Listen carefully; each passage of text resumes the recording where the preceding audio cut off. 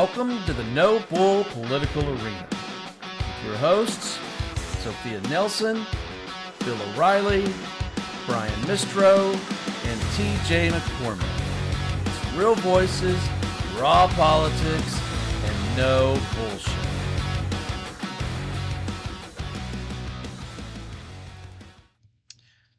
Well, hello everybody. It's Brian Mistro. I am getting to do the show again by myself today. I'm actually starting to enjoy this. I don't know. Maybe I should do a Brian only show, or you know how they've got those little YouTube and what are they, Instagram little shorts, where you're like they only show this much of you, and then you've got like 2 minutes to give your thoughts of the day. I don't know if I could get my thoughts of the day out in 2 minutes, but I don't know. I'm gonna do something. Some of this is kind of fun, and as usual, as you know, I can talk exactly and say exactly what I think with no bullshit and give it to you straight. So as always say, grab yourself a beer, grab yourself a whiskey, grab yourself a Coca-Cola. I don't care if you're gonna grab yourself some prune juice. Go grab yourself something to drink, maybe a cigar, sit back. Let's talk a little politics. So, number one, as much as I like to make light of the things that are happening right now, let me go ahead and read this slide to you because this is this is very concerning.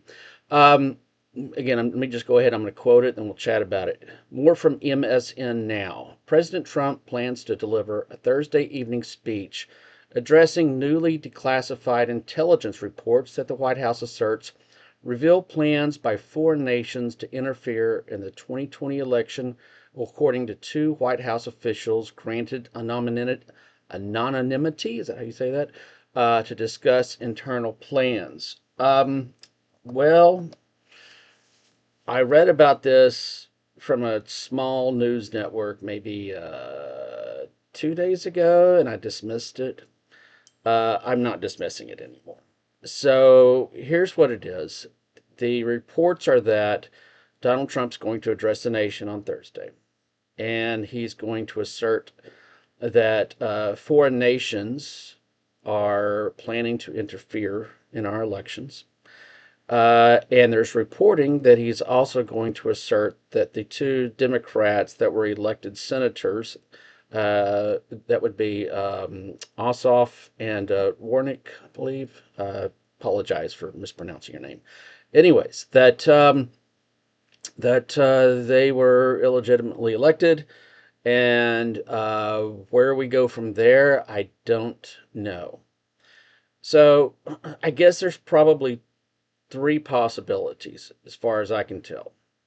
The first possibility is that Grandpa has had a stick up his ass about losing the 2020 election from the day it's happened. All he fucking does is lie. Lie about the election. It's like he just can't accept that 80-year-old guy kicked his ass. So he is the number one, again, staying with the number one thing. I think that there's a real possibility that, they're doing this and the FBI is doing this to placate him. So for those that don't know, Pulte, and if you don't know that name, he's one of the biggest screwballs in the administration. Well, Donald Trump put him as the head of DNI, which is over all the intelligence. Uh, in my opinion, completely illegally. He's no way he's going to get confirmed by the Senate. No way. No way. They basically already said that's not going to happen. Well, Donald Trump still gets to put him in that position for 60 or 90 days. And this is a guy that has absolutely no national security experience. I think he was running HUD or something like that in the administration. He reportedly was going to get in a fist fight with Bessent. He's just a screwball nut that probably has an IQ smaller than your shoe size. So why did Donald Trump put him there? Because Pulte is extremely loyal and he has a way of screwing things up. And so you can bet your ass that some of this stuff, this new intelligence that is being declassified, is coming from this guy, and you can bet that it's a joke. So we also are aware that the FBI has put substantial resources into Georgia, into Atlanta, Georgia, to look through what has happened in the 2020 election, I guess in the 2024 as well, to try to find some fraud. Well, there is no fraud. I mean, they hand counted these things 3 times. So let me prepare you for this right now. In Georgia, yes, you might tabulate on an electronic screen, but it all goes on paper. Okay, so if you're a foreign government, which is what they're apparently going to say, if you're a foreign government, you can't hack paper. You can't hack paper. So um, I don't know where they're going to go with this, but I think the number one most likely is to placate Grandpa to make him feel better that there was some kind of fraud, and he actually won Georgia and California and Maine and every single state that's out there that was solid blue. So that's option number one. Option number two is that he is laying the groundwork for something a bit nefarious. And I think that this is the most likely scenario of what he's going to do. So Donald Trump has consistently been trying to write executive orders to change how we do elections and how states do elections. He has been, by executive order, he's been trying to get the voter registration rolls of states across the country. He has lost every single lawsuit, bar none, by federal judges in every single one of these states that have said, no, you can't do that. That's not how our election system works. The federal government does not get to dictate how states run their elections. Sorry. So my concern here is that he's going to use this as a factual pretext to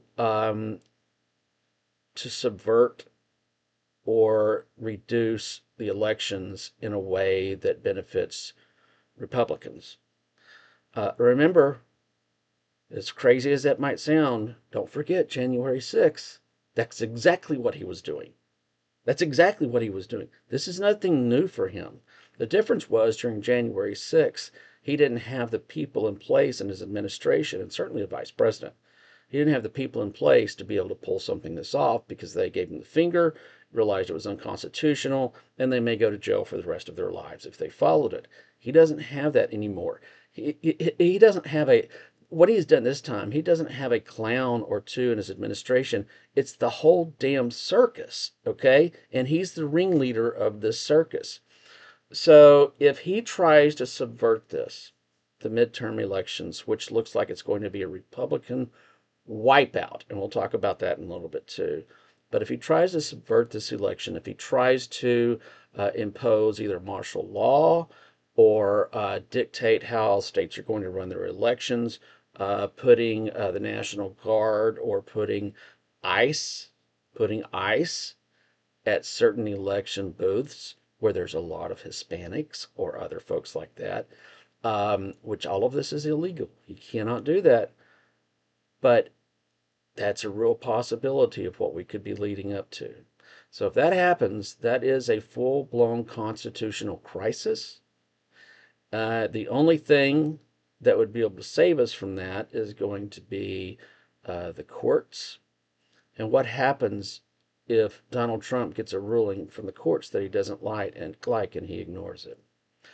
Well, that's another constitutional crisis. I know we keep throwing out that word. I don't know how that ends, but I don't see how it doesn't end in some sort of a civil war or something even worse. And a civil war doesn't have to mean, let me rephrase that, because when I say that, I'm not talking about a civil war of tanks rolling up and down Main Street. I'm not saying that it's two sides in each state and they're shooting off their rifles at each other. Although that's not out of the realm of possibility. That's not how at least I'm defining this type of civil war. What I do think is a very real possibility is if he does do this on Thursday. I think it's a very realistic possibility that you have mass riots in every major city. I think that you'll have more political and business assassinations, especially political assassinations.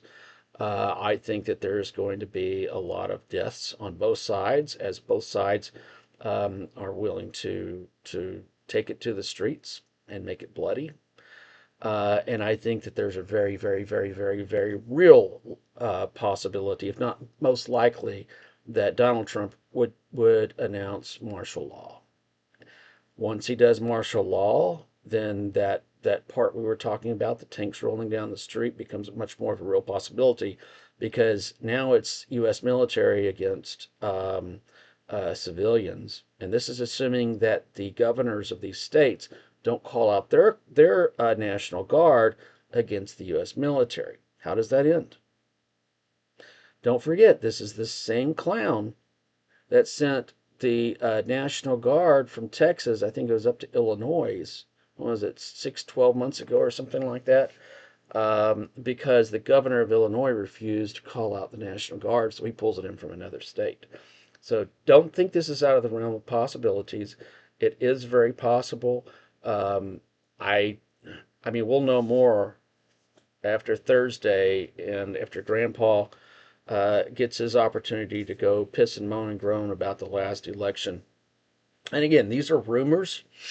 So, but it's now been, these rumors have been discussed and talked about by multiple outlets now. It wasn't just this little fringe outlet where I read it at the beginning. Major outlets are now reporting that this is going to be the subject matter of what he's talking about. So the third possibility is that he tries to use this as a way to discount the election, or the successful election of the senators of Georgia, maybe some others, and more importantly, that he will write executive orders like the SAVE Act. He'll say, you know, this the national findings in our intelligence community, who's run by Pulte, by the way. Uh, our intelligence community is telling us that that these foreign governments are going to get involved in our elections, and I'm writing an executive order and surpassing all election laws and the Constitution and everything else to make the Save the America Act mandatory, and that's it. So that that would not be the worst of the three options. I think number two, which would be a constitutional crisis, would be the worst. But I do think if he does number three, it's probably going to lead to number two. Um, there's just not a good way out of that once he does that.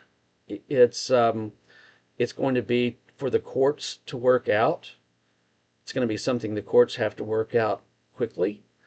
And how do you use your own government and its intelligence community run by an idiot, Pulte, uh, and successfully be able to fight that back if you're the opposition, and fight that back if it's your own intelligence community and there's things that you can't share? I don't know. I mean, this is just shit. This is stuff that we've already crossed the Rubicon in things that have never happened before in this country. It looks like Thursday night we're going to cross it again. Let's hope it's number one and it's just Grandpa bitching and moaning and groaning, because if it's number two or number three, with Pulte running and being DNI, and Donald Trump running out all the career folks at the FBI, etc., and putting in his lackeys that are loyal to him over the Constitution, it would be a mess. And by the way, just one little comment before I move on about Pulte. He has absolutely no intelligence experience. And that job literally is written and codified that only someone that has that intelligence experience, they've got to meet certain qualifications. And they did this after 9/11, by the way, if I recall. But they codified it that said the head of the DNI would have to meet certain qualifications in order to even be considered by the Senate for confirmation. But Donald Trump can put somebody in there, I believe it's for 90 days, and circumvent that process. And after 90 days, he's gone.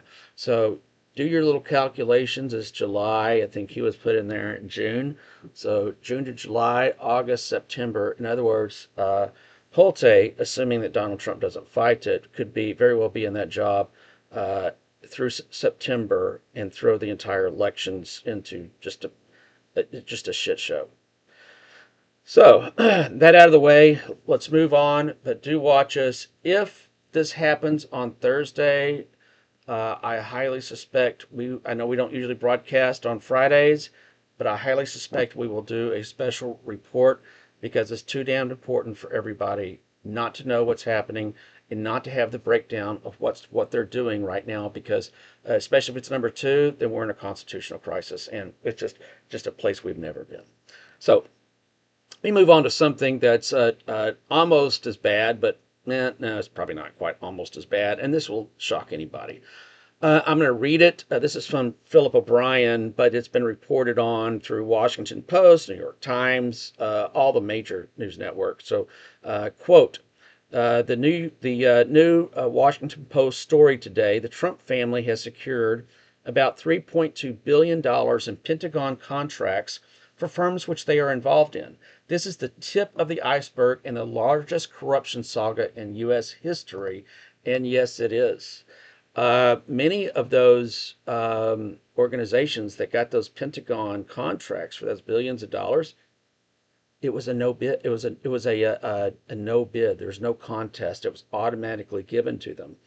And in many cases, the Trump kids would go sit on a brand new board of a brand new company, and miraculously, hundreds of millions of dollars are given to that company in a no bid scenario. Nobody else could bid on it. That's corruption at its finest. Uh, I'd like to tell you this is going to end well. It's not going to, because I don't think that we're going to be able to find a way to hold them accountable. Maybe state law can, but you can bet your ass that in 2028, or let me rephrase that, in the early days of January 2029, Donald Trump is going to pardon himself. He's going to pardon his kids. He's going to pardon many people in his administration against any and all things, both past, present, and in the future. He'll make it such a mockery out of the damn pardon system that I don't know what happens. I mean, how do you get the money back after they've already got it? I don't know. That's why it's important that we win the midterms. And I hate saying this because I have so many problems with the Democrats. I'm not a Democrat, but I think this is why it's so important that we win the midterms. That's the only way that you're really going to start holding these folks accountable from doing the kind of stuff that they're doing, and the largest grift operation in the history of the United States. And it's not like number two is close. Number two is miles behind them. So it may come down to taxes and finding a tax loophole that goes after them for doing this. I know he'll pardon them for it. And it may also come down to states in which he did this, but I don't know. I mean, that's not my strength and my wheelhouse. So I think if I was a betting person, I'll tell you, I would say that they're going to get, at least until there's a new president, a new sheriff in town. I think they're going to get the money, and I don't think there's a damn thing anybody can do about it, short of a civil war. Number three, and this is going to be a short one. I'm not going to read this whole slide. It's from Fox News. But Supreme Court Justice Amy Barrett went today and talked briefly about the dangers that people have put on her and her kids. She's been, had, what do they call it when they send out food and stuff to you that you didn't order just to screw with her? She had to wear she had to wear a what do you call it, a bulletproof vest. And her kid comes in and he's asking, why are you wearing a bulletproof vest? House, She had to explain to her young child, this is why I'm wearing it.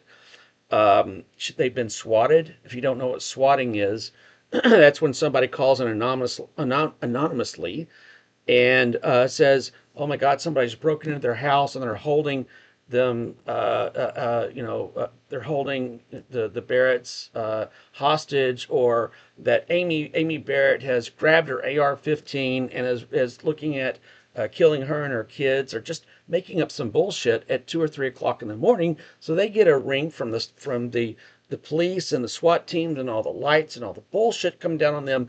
And I mean, it's just so ridiculous. She's not the only person it's happened to. I think it's happened to, I know it's happened to other Supreme Court justices, happened to Kavanaugh. And it's happened to federal judges. It's happened to lawmakers. Folks, I don't care if you're a Republican or a Democrat. And I don't care if you think that this Supreme Court is the most dangerous Supreme Court in the history of the United States. Fine. Okay, you're welcome to your opinions, but don't do that bullshit.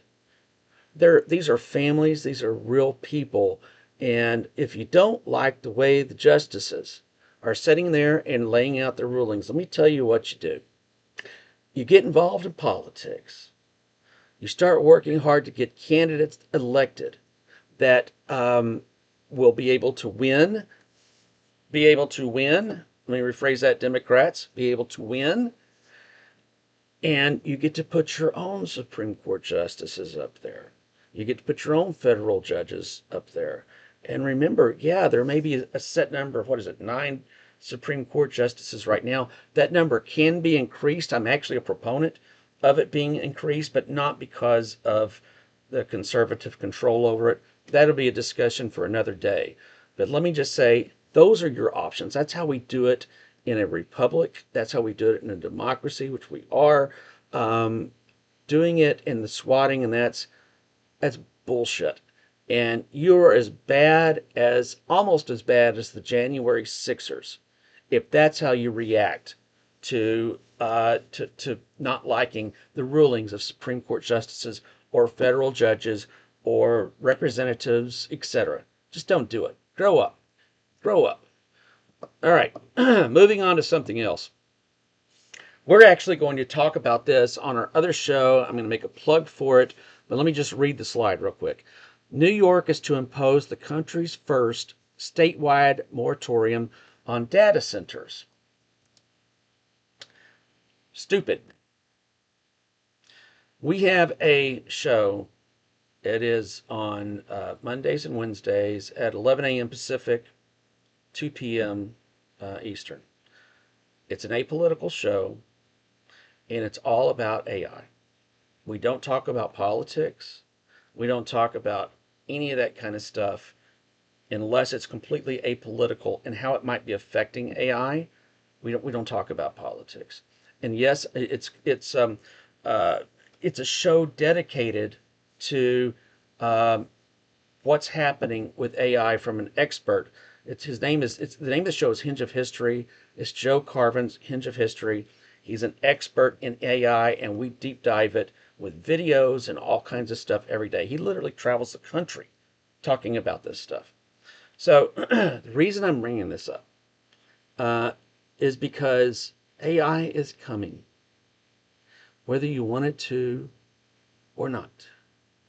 It can either be and promoted and supported from a leadership perspective in the United States of America, or you can do it in China. Make your choice.